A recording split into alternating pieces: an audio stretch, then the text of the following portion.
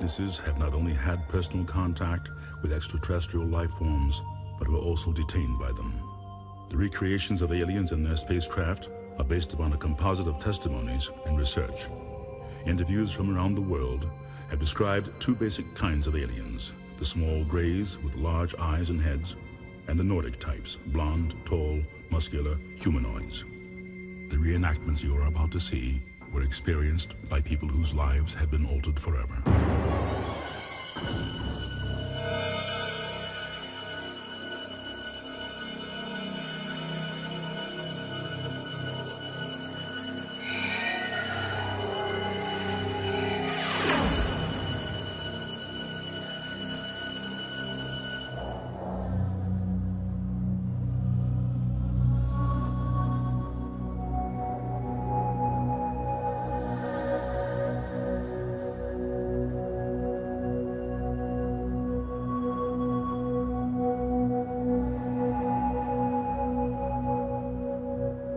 My name is Travis Walton. This is my story, and it's real.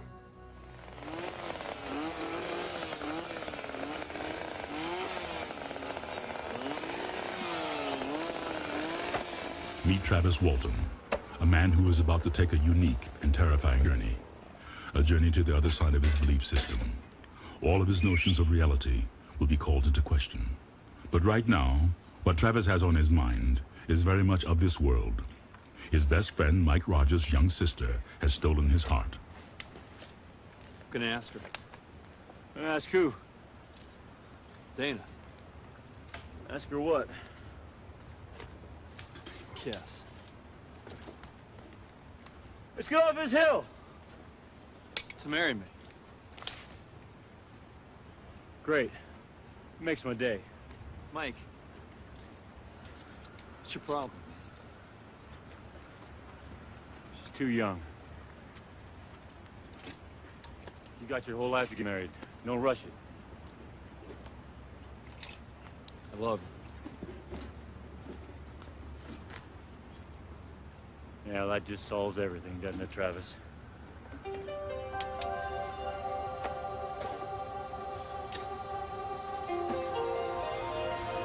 At first it seemed just like any other night as they headed home from work. What's that? I don't know. Maybe it's forest fire. I don't see any smoke. Yeah, well, what the hell is it? Get closer to it, Mike. Get closer to it.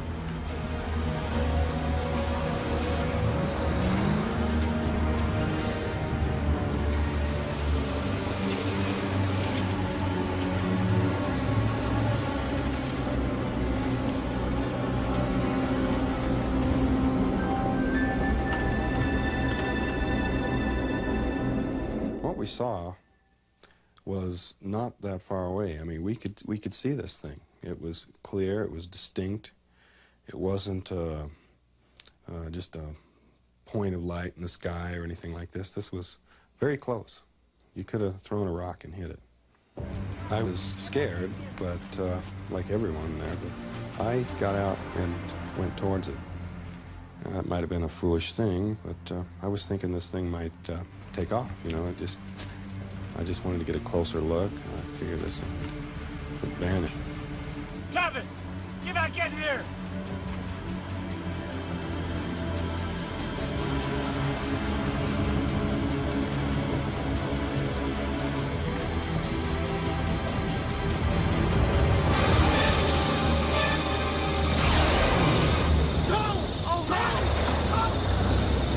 Did you see what happened to him?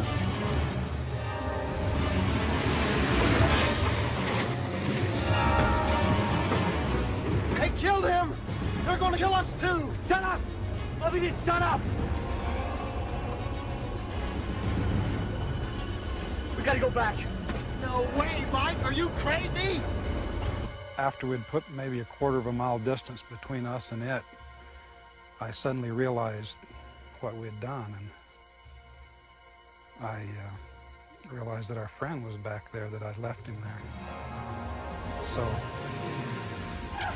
I stopped the truck, and several of them didn't want that at all. And I says, well, we have to go back. He could be hurt, obviously is hurt, and we can help him. We went back to the site. The thing was gone. Travis was gone. So we thought maybe he wandered off somewhere. So we conducted a hand-in-hand search, you might say, 6 grown men walking around in the woods about as close to each other as they could get. We decided that without being able to find him, we would have to do something. What would we do? All we could think of was go to the authorities. The sheriff arrived and listened to their story. He was cautious, but not completely disbelieving. He decided that the only thing to do was to go back up the hill in the morning and look for Travis. 3 of the guys had no intention of going back up the hill. They wanted to stay right down there where they were. And so me and one other fella and several of the sheriff people went back up the hill and covered all the roads below and above, and we looked for tracks, we looked for sign, we listened. We couldn't find him at all. There was no trace of him at all, no tracks of any kind anywhere. It just seemed that they must have taken him, whoever they were. We had no idea at that point. It's only maybe 100 feet or so away from us. I'm just sitting and filled this whole area in here. See how it's all burned up and stuff? It was huge, you know, it was filled this whole thing up. It's the weirdest damn thing I've ever seen. Somebody from somewhere other than this world had taken him, and he was just not there. Mike Rogers and the sheriff went to inform Travis Walton's mother that her son was missing. I'm sorry. I left him. I just didn't know what to do. I'm sorry. All through that night and the next several days, it was incomprehensible. We could not understand what had happened. It just didn't sink in. Something had happened, something odd had happened. We didn't know if it was terrible, whether it was great, we didn't know, but it's something that we couldn't understand had happened, and it was very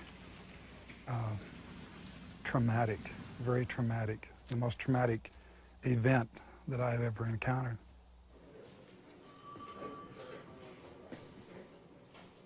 The sheriff from Holbrook suspected that the men had murdered Travis and buried his body in the woods, and that they were using the UFO story as an alibi.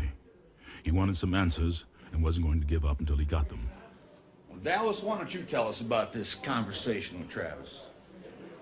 Joe, they was just talking about his sister. Now, they've been dating.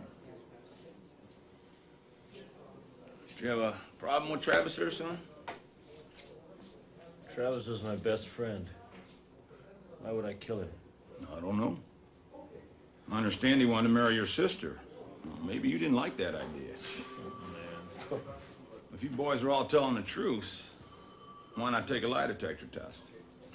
It's fine with me. Hell yeah, I'll do it. Well, good. We'll get to the bottom of this yet. A few days later, the polygraph examiner gave an official report. Your name, Mike Rogers. They told Mike Rogers it was the first time the polygraph examiner had such a large number of subjects to work with regarding the same event. Actually used the word proof in his report. He said his findings positively proved the men did see something that they believed was a UFO. No.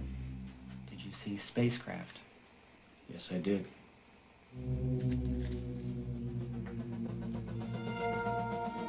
Later, Travis returned with a remarkable story. When I felt the numbing shock, I blacked out, and the next thing I knew, I regained consciousness. Not quickly, sort of gradually. My head wasn't real clear. I was in a lot of pain. I was laying on my back. I didn't know where I was. I remembered what had happened in the woods as I was regaining consciousness. I was trying to figure out what I was and what was going on. I thought maybe I was in a hospital or something, that I'd been hurt.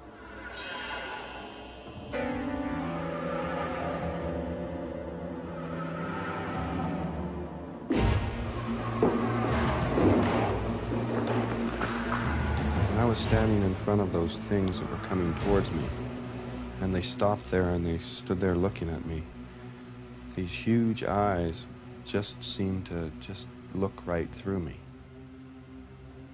I didn't get any impression of emotion. It was a very detached sort of just observing sort of thing, but it seemed like I could see everything I was thinking and feeling.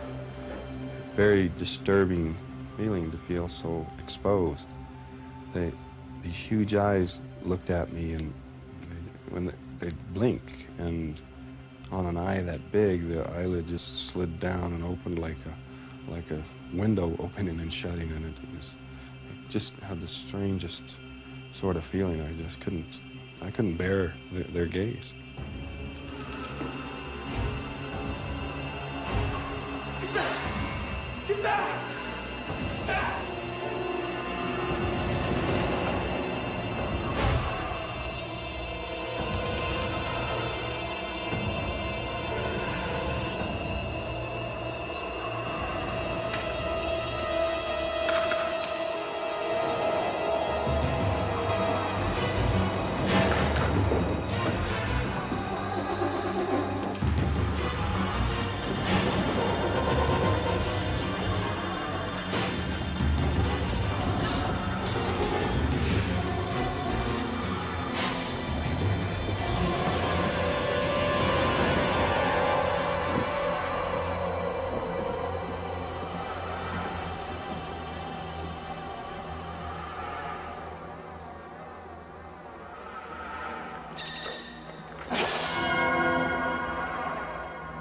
There was a lever there, and when I moved that, the star pattern appeared to move.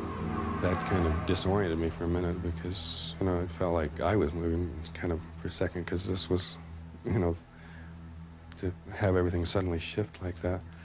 But I figured I'd better quit messing with that. You know, I had by that time surmised that I was in some sort of craft and connected it to what had happened before, and figured I might crash this thing or something.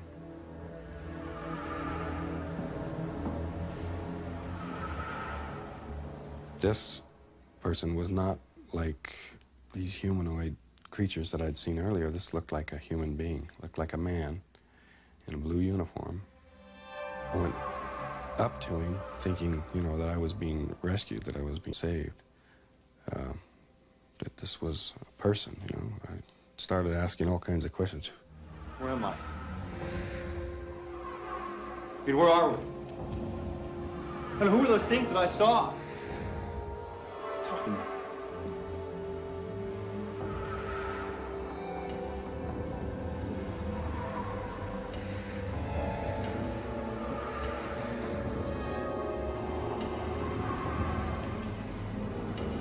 When that door opened, there was an inrush of air, and it felt like fresher and cooler than where I'd been. It must have been like the air I was in was real heavy, and moist, and stifling. Just pulled me quickly on, went through some doors, down a hallway, to another room. What are you guys doing? What's going on here? I mean, who are you people? Touch me. Don't touch me! Don't! Get your hands off me! What are you doing? Me! What are you doing? What are you doing? Get off me!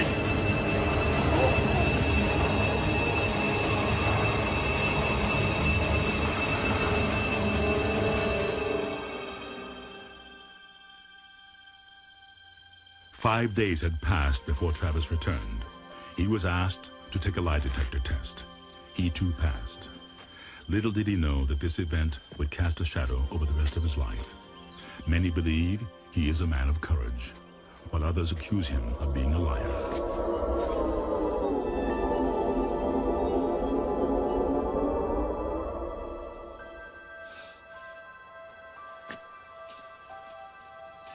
The thing that has brought more frustration and pain into my life as a result of all this happening is the fact that people can't see me anymore, me as a person.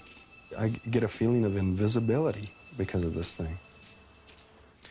Every contact I have with people is covered by, is filtered through the distorting lens of something that just happened to me 15 years ago. And it is something that just happened to me. I didn't do anything special or heroic. I'm not a hero or a celebrity any more than I'm a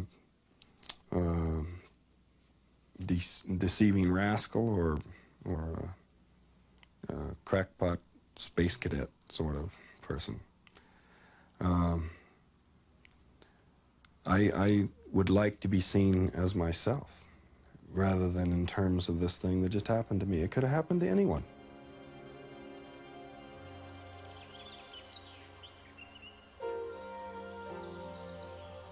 All of the woodsmen moved away except Mike and Travis. They are still friends. Travis married Mike's sister Dana, and they have 4 beautiful children and still live in the same small town in Arizona, where no one has forgotten what happened more than 15 years ago.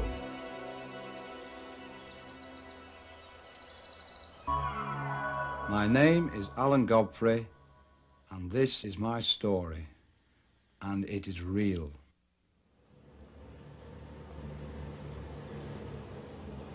Meet Alan Godfrey, a British police officer in the West Yorkshire Metropolitan Police Force.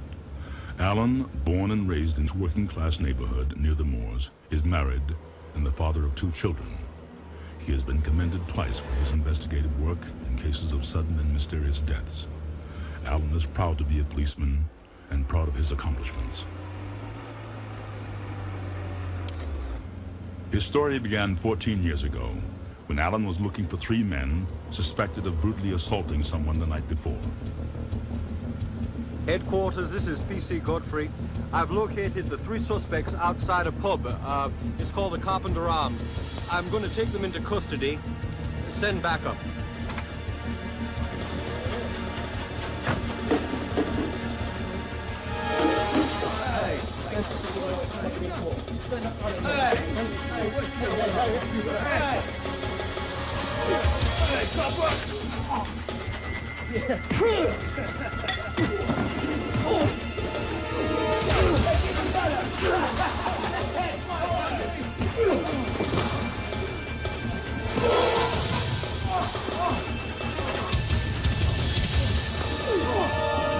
I was kicked in the groin area, as a result of which later on I did lose a testicle. The police surgeon explained that Alan would require a long period of recuperation. You're going to need a lot of rest.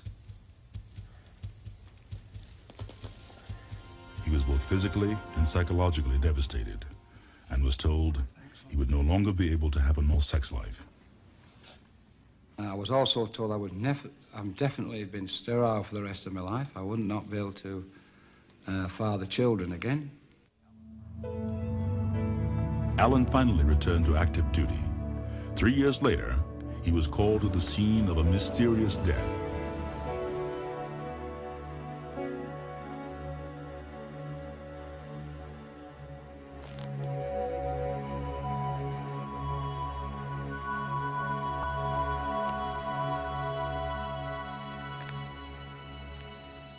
Looks like we got a murder on our hands.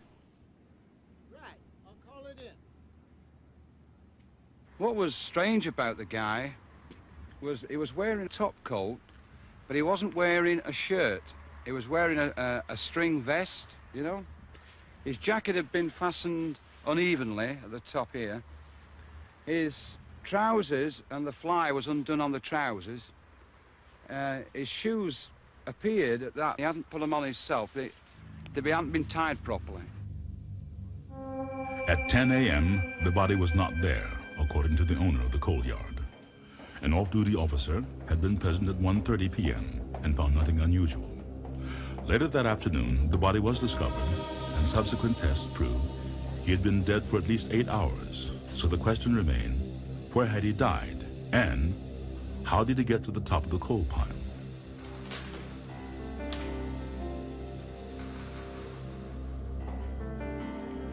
guy died of shock. Where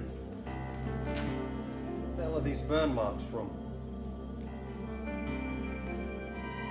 There was a strange substance on the back of the dead man's neck, which the forensic pathologist proceeded to analyze. The guy, although he died of a heart attack, the heart attack had been brought on by something that really, really terrified him.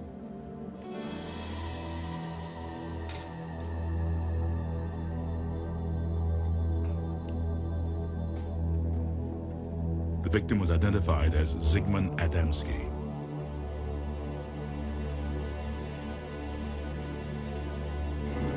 The coroner wanted the police to ascertain why this guy had turned up some 30 or 40 miles from his home, where he'd been for 6 days, where the burn marks had come from. More importantly, what was the substance that had been applied to the guy's wound at the back of the neck, because the substance could not be identified as anything known on Earth. The police were further baffled. There were no footprints leading to where the body was found. It's really important to remember this. The fact that the guy climbed a stack of coal, supposedly climbed a stack of coal, if he had got there under normal power, was suffering from a heart condition in inclement weather as it was, and to lie there on the top and just look up the sky and die is ridiculous.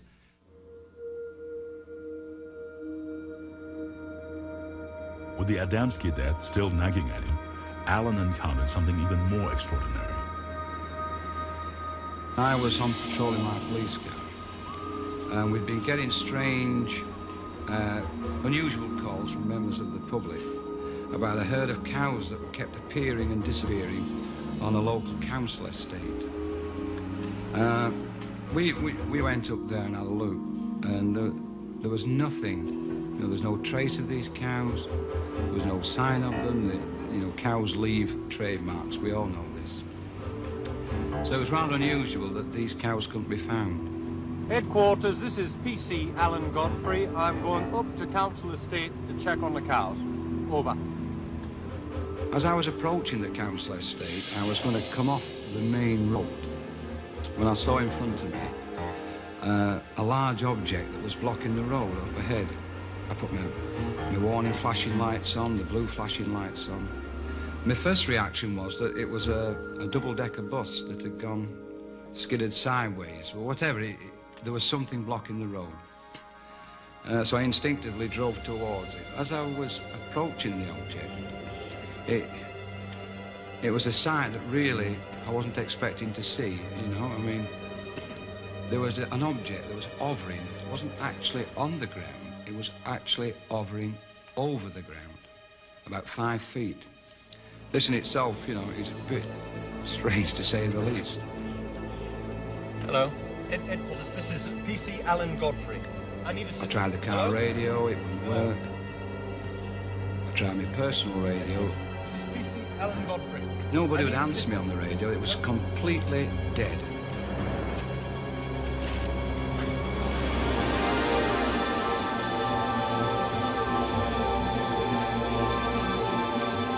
I've got hovering in front of me about 25 yards is an object that really one only expects to see in such films as Close Encounters of a Third Kind, E.T. and things like this. I mean, this was totally unbelievable. It just didn't register with any of the training I've been given as a police officer. It came obvious to me that what I was looking at was a UFO. There was no emittance of noise from it, and there was certainly no heat coming from it. The trees that was lining the road were shaking violently, so whatever it was a force coming from it. Although at that time, while I was sat in the police car, I couldn't feel any vibration in the police car, but there was no way I was going to get out.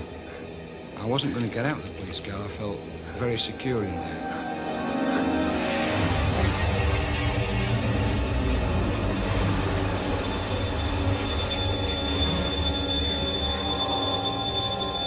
And then a very strange thing occurred. Suddenly, there was a jump in time.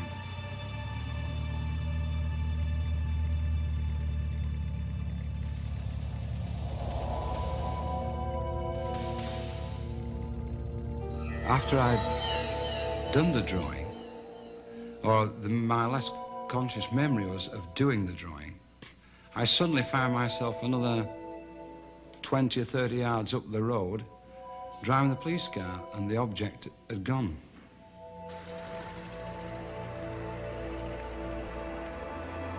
Alan realized that 20 minutes had passed, and he could not remember what had happened. He turned the car around and went back to where he had seen the UFO.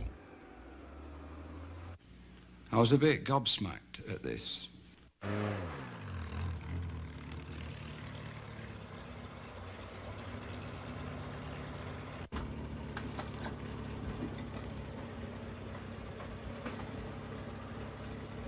It had been raining all night, so the road surface should really have been absolutely wet through. But where this object had been, the road surface was whirlpool dry.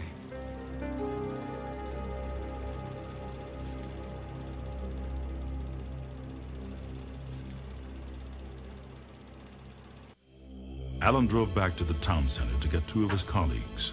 The three of them returned to the location of the sighting. So, where are the little green men, Alan? Oh, that's funny, yeah.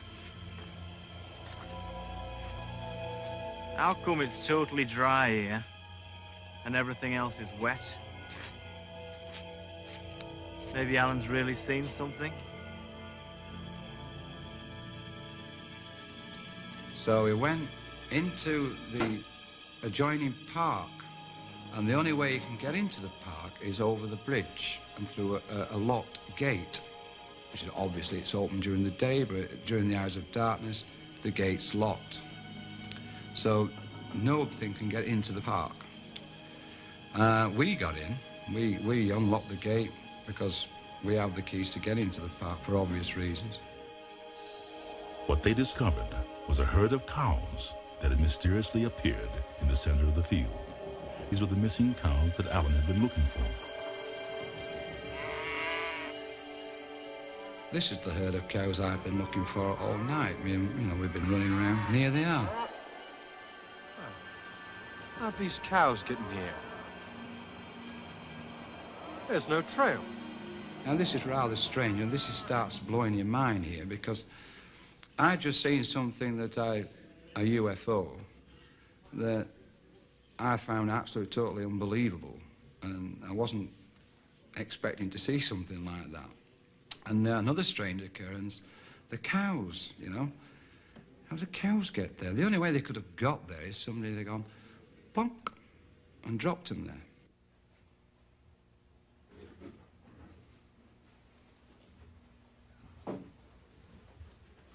Although Alan's fellow officers did not take the incident seriously, an inspector reminded him that it was official procedure to report the incident to the divisional headquarters in Halifax. The object was reported by 3 other police officers 12 miles from here, and 2 more in Lancashire County. The teasing stopped. For the next 12 months, everything went back to normal. Then, an investigative reporter realized that the P.C. Alan Godfrey of the Adamski case was the P.C. Alan Godfrey of the UFO case. The reporter suggested Adamski was the victim of a UFO abduction. The story hit the front page of a national newspaper with Alan as the link between the 2 mysterious incidents. The spotlight was on Alan, and he and his family and superior officers were not at all happy about it.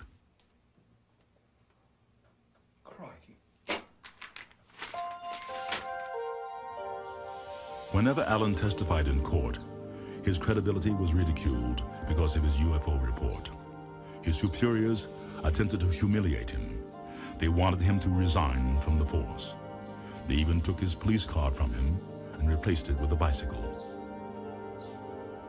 Meanwhile, a friend who had also experienced a UFO sighting convinced Alan to undergo hypnotic regression. The hope was to discover what had occurred during the missing 20 minutes. This regression helped him.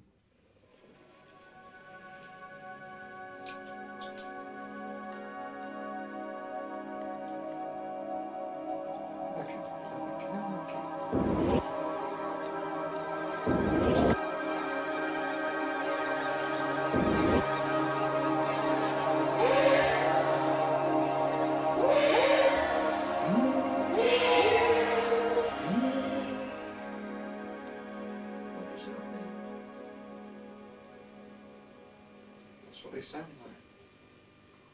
What does Joseph say? Do you remember the night I tried to wake you up and couldn't? What night, love? That night I heard that same sound over our bed.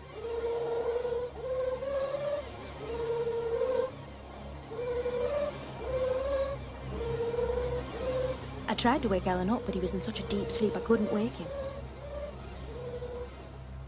Finally, the noise went away. The next morning, Alan and I made love for the first time since he was beaten up. And then I became pregnant. Well, all I want to know is how did my wife get pregnant if I'm unable to father children? I mean, maybe she's been fooling around, huh? I don't know how it happened, Alan. Your condition has completely been reversed. This test shows you're fertile. Back to normal.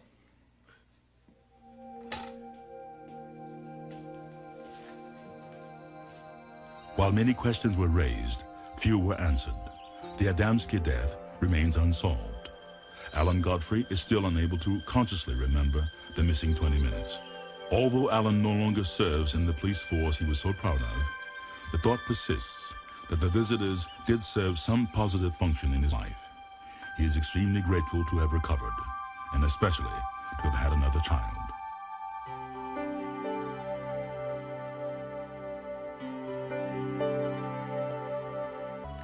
My name is John R. Salter, Jr. This is my story, and it's real. John Salter, Jr. is the head of Indian Studies at the University of North Dakota and holds a master's degree in sociology. The son of a Native American and a second-generation Scot, he was a human rights activist who fought for civil rights throughout the Deep South. He was also director of Catholic social justice activities for the Rochester, New York Diocese. He has been honored with numerous awards, among them the Martin Luther King Jr. Award, presented by the governor of North Dakota. But all of his knowledge and experience could not explain what was about to happen to him this day.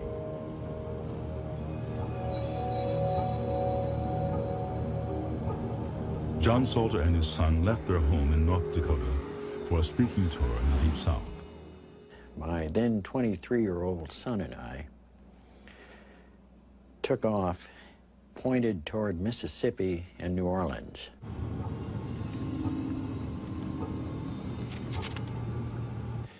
Since I've been about 13, I've traveled with my father all over the country.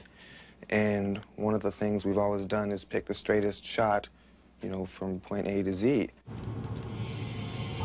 However, on this trip, John Salter, for reasons he could not explain, took a route which was completely illogical. Intending to stay on Route 61, John Salter turned off the main highway onto a less traveled road, heading in the wrong direction.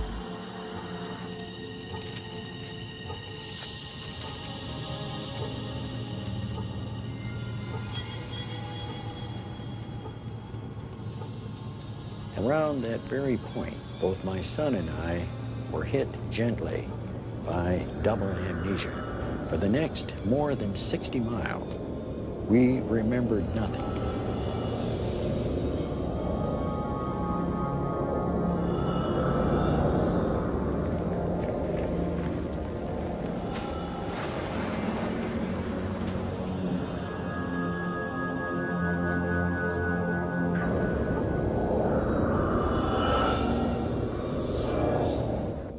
At about 10 minutes of 8, almost an hour and a half later,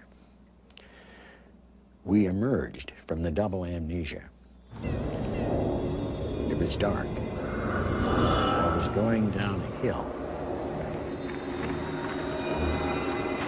I can recall very clearly the lights of the pickup on the highway, the sound of the engine and the tires flowing into my broadening, expanding consciousness. Check the map. We're turned around heading towards Madison. But that's impossible. How did we get here? I don't know. Been off course for over an hour. I can't remember anything. Neither can I. That evening, you know, when we stopped in Bettendorf and we went to that restaurant, there were several police officers, several men wearing hats with FBI labels on them, like they'd been part of some kind of search team or something. And I remember feeling incredibly guilty, as if we were a couple of bank robbers or outlaws. And we hadn't done anything wrong, of course. You know, we don't even go over 55. What's happening to us? I don't know. How could we both not remember anything for over an hour? Dad, why are we whispering? Why do we feel like we did something wrong?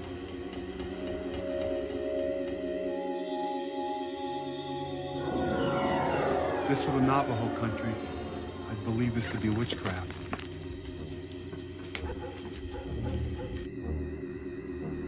We drove down the highway, and we were listening to music and kind of talking quietly, and then we saw the light coming towards us. It was glittering, it was shining, it came towards us. It was unusual, it was fast, and it had my complete attention. I couldn't look at anything else. It was enveloped in a kind of energy field, which added up to the most exquisite, shimmering, silvery thing that I've ever seen in my life.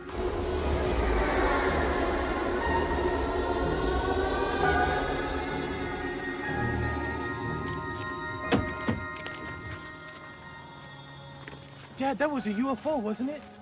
What else could it have been?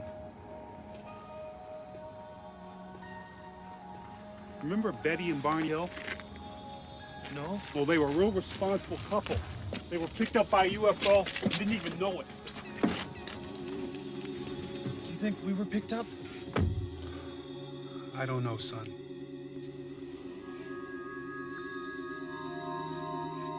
To the Salters, this extraordinary sighting somehow seemed connected to the missing time and odd feelings of the previous night.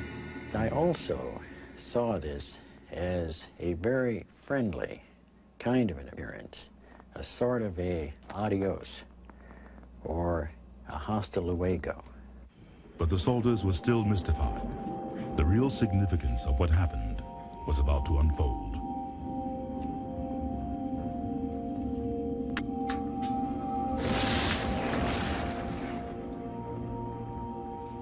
Dad, I feel like something really strange has happened to us.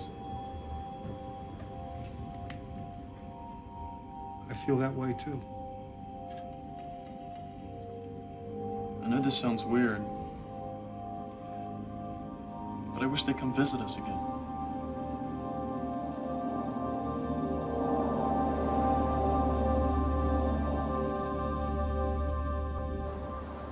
As they continued their journey, the Salters searched their memories for explanations.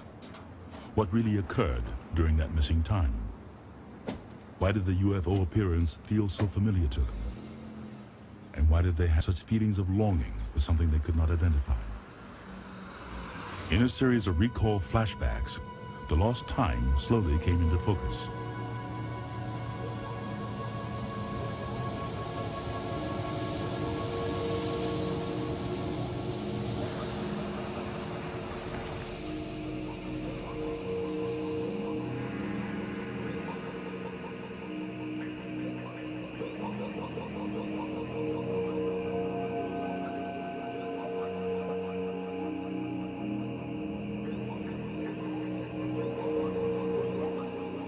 I recall thinking to myself, they look like children.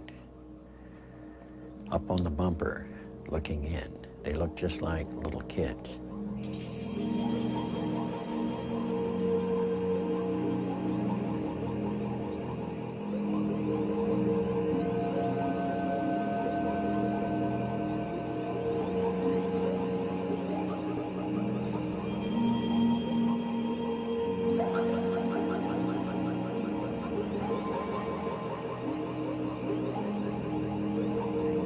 Standing in the shadows was another humanoid. This man is tall as I am, 6 feet. He is half human, half humanoid, a half-breed, so to speak. I felt a very close bond immediately with this tall figure that stepped from the shadows. And at one point, I stumbled and fell and was cushioned and prevented from hitting the ground by what I'm convinced is some sort of telekinetic psychic force generated by the humanoids.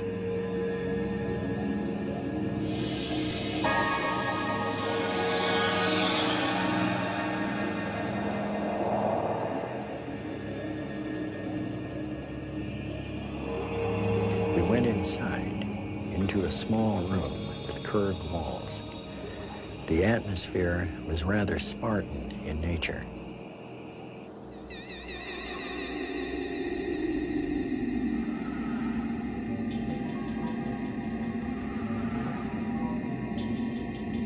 I remember the feeling of laying in a chair, and it was like being in a dentist's office because I was aware of what was happening, but I couldn't move.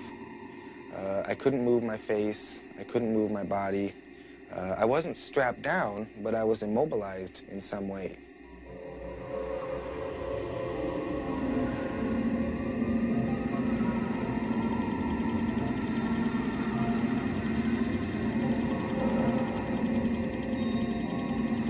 One of the things done initially to me after a cursory medical exam was placing of a very small implant up my right nostril and beyond. This was a painless procedure, and we believe that it affects the pituitary gland, one of the endocrine glands. Immediately after that, an injection was made in the vicinity of the thyroid gland. And following that, there was a massive injection into the upper central chest, the thymus gland.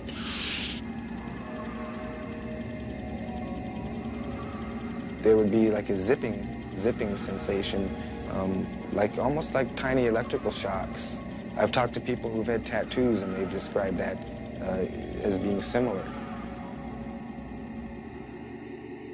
My feeling was one of great friendliness, very much at ease. Everyone, all through this experience, was very pleasant. In the months that followed, John Salter began to notice changes to his body. His fingernails, which he'd normally clipped every 3 weeks, had to be clipped once a week. His hair began growing more rapidly. His sparse eyebrows began to thicken, and his facial wrinkles began to disappear. I now had developed a very strong need for protein, meat and fish. At the same time, an odd craving for things like green peas. A 25-year-old scar suddenly faded. Salter had very little body hair, but now found it growing all over his body. Before the UFO encounter, Salter smoked a pound of pipe tobacco a week. I smoked like an Arizona smelter. But in the middle of May 1989, I stood in my office and realized that I had gone 24 hours without smoking anything. And I stopped smoking and have remained a non-smoker without suffering a single physical or psychological twinge. No twinges of any kind. I recall that we walked through the woods, downhill, back to the pickup, and I felt an extraordinary sense of sadness at the fact that we were parting. There is no way that I can adequately describe the intense sadness that I felt. And then the message came that we will all see one another again in another place, in another time.